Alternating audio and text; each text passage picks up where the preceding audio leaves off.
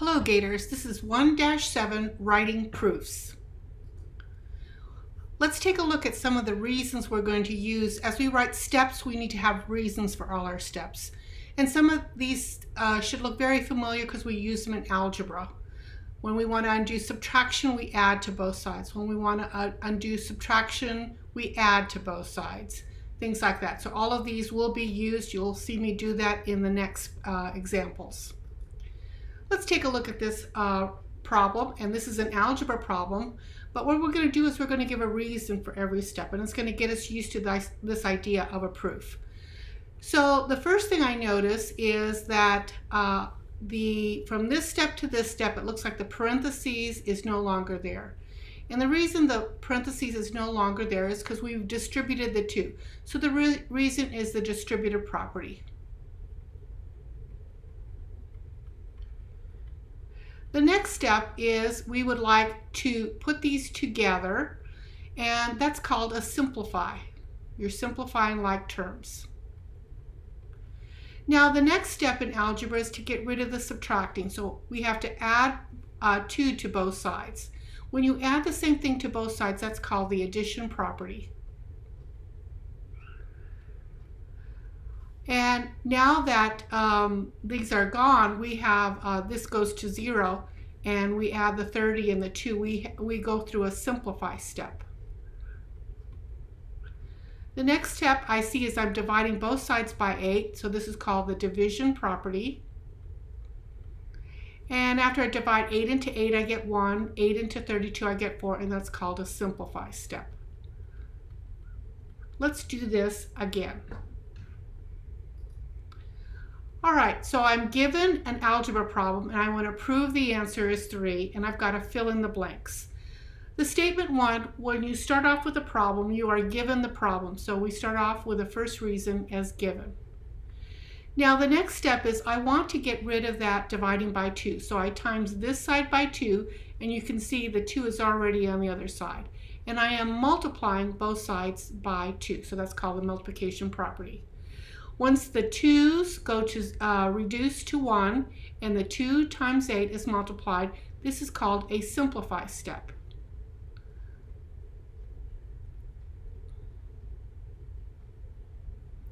The next step is I want to get rid of adding 6, and to get rid of adding 6, I've got to subtract 6 on both sides.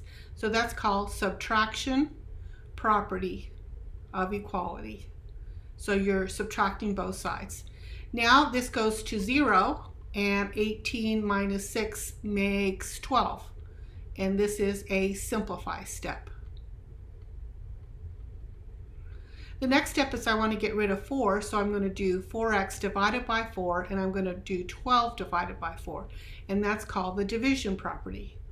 And the last step is I'm going to reduce. That becomes 1, and we have x equal to 3. And we're going to not call that substitution, we're going to call that simplify. Instead of substitution, I'm going to think of it as simplify. All right, let's do another one. All right, again, the algebra problem you start off with is given. And you notice we have x's on both sides, and I'm going to, looks like I'm going to subtract x on both sides, so that's called subtraction property. The next step is to take 4x and minus x make 3x, and then I know this goes to 0, and then this becomes a 2. This is just a simplify step. The next step is I really want to subtract 8 on both sides because I want to get rid of that 8. And this is called subtraction property. The next step is I know this goes to 0, so this is 3x, and this becomes a negative 6, and I'll just call that simplify. The next step is I want to get rid of the 3, so that's division property. And then the last step is to simplify. X is equal to negative 2, and that's just a simplify step. All right, next screen. State the property that justifies each statement. So 80 is equal to measure of angle A, and then it's equal in reverse. And when it's equal in reverse, that's called symmetric property. The next one is we have RS equal to UT, and UT is starting again YP. So it looks like there's this connection between the two equal things, and we can say the first is equal to the second, and that's called the transitive property. The next step is it looks like 7 has disappeared and 28 has now become 4. So it looks to me like we were dividing. So this step is called division property. Over here it looks like I am adding the same thing to both sides. Oh, I have adding to both sides, but now it's disappeared and it's no longer there. So in order to make it disappear, I must have subtracted ty on this side, and I must have subtracted ty on this side. So the answer is subtraction. In order to get rid of that, you must have subtracted both sides. All right, I have angle 1 equal to 30 and angle 1 again. Here's angle 1 all over again. And so we can say these two are equal to each other. You can use the transitive property, or some students like to call this substitution. So either one will work. And these are the kind of things we use in proofs. All right, let's go to our next slide. We are going to now do 2-column proofs, but instead of using algebra, we're going to use geometry. So let's take a look at this example. We have PQ equal to RS. So that is given. And then it looks like we're adding the same thing to both sides, So that's called the addition property. Now the next step is I'm going to tell you that, and you'll get used to it. I notice that PQ plus QR, these are two little things. Little plus little is equal to, here, little plus little is equal to PR. And then over here they've done little, let me do it in red.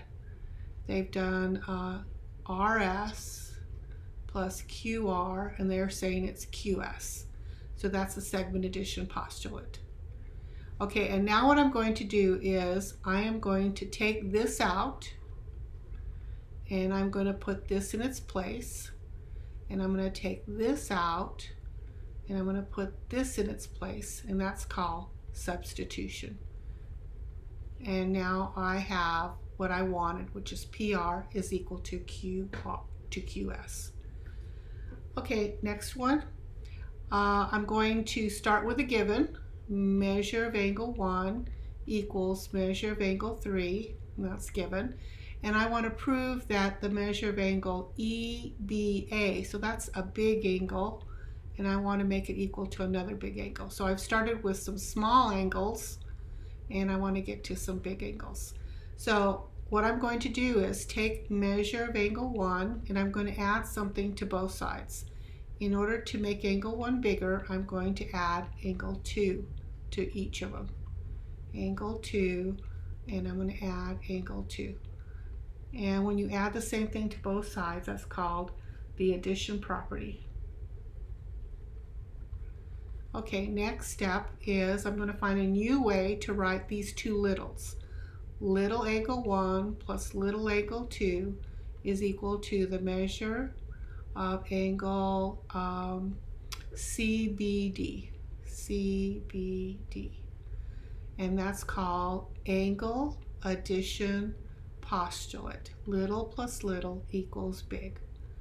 Okay, and I'm going to do the same thing for angle 3 and angle 2. Measure of angle 3 plus measure of angle 2, and when I do angle 3 and angle 2, it's going to be the measure of angle ABE. Or EBA.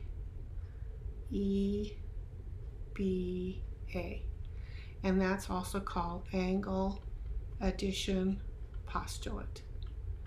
Okay, now what I'm going to do is I'm going to take this whole angle, and I'm going to remove it and put that angle in its place. Measure of angle CBD equals, and I'm going to take this whole angle out, and I'm going to replace it with this measure of angle EBA, and that's called substitution.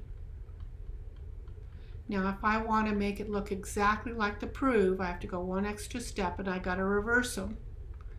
And when you reverse equals, that's called the symmetric property.